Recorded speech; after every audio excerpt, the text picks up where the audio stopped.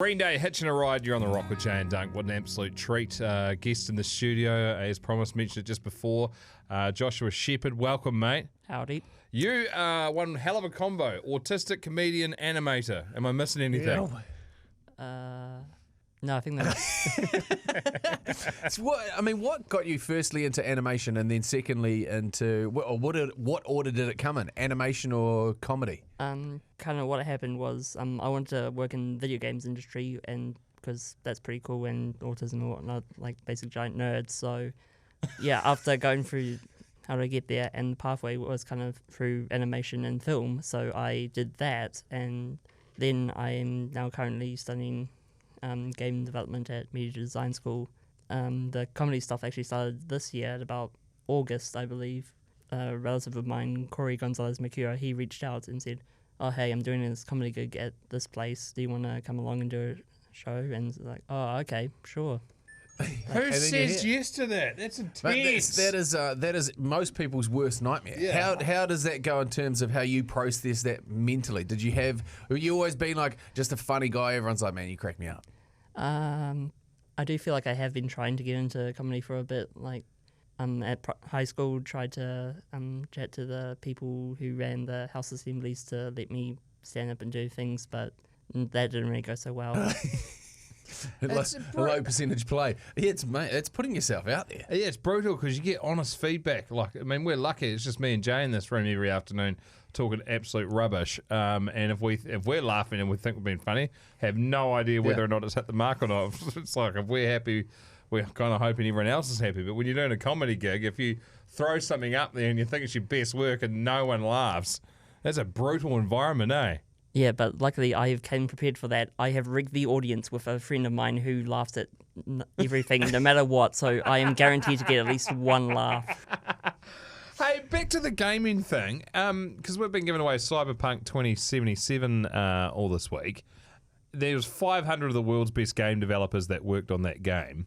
If you get to that elite level, what sort of money do you think they'll be on? Fucked if I know.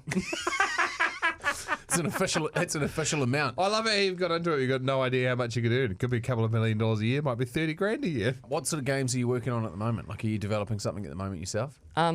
Yeah, I've got basically a game I'm working on currently is a really stupid idea that I had. Is like about the phrases teaching monkeys to write Shakespeare with a typewriter sort of concept. So basically, it's literally just a game about getting monkeys to write Shakespeare eventually.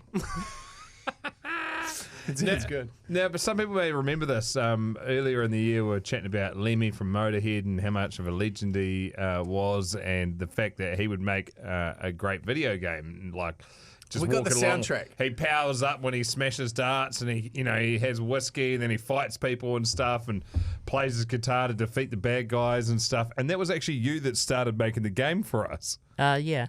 Still such a great idea. Did we end up finishing it? I think we ran into copyright issues, didn't we? I don't know if the copyright issues were a thing or not. So but could we still do it? Go on. Where are you at? I feel like you've still been working on it. Well, I have. The issue is like literally the next week. It was like, okay, have some assignments. Oh, okay, I guess I kind of got to focus on that first.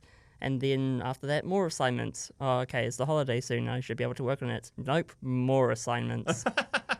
Wow, so we could come back in 2021 and have Lemmy 2021. Probably. I mean, I could just boil it down to like the dinosaur game from Google Chrome, but with Lemmy instead. I love it. I love it. No, let's go for more. I'm greedy. That can be the first iteration, and then you can get it, so you can just play it on your phone when you're bored. Yeah, it's like a high school game. Yeah, there's nothing of substance there, but at least you can play it with internet, I guess. And you can hear that sweet song that was whatever that instrument that it was made on. Have we still got that? That was the genesis of the idea. That's right. This. Oh, lay it on. You'd almost hear the pacing that he'd be doing walking along the screen, eh?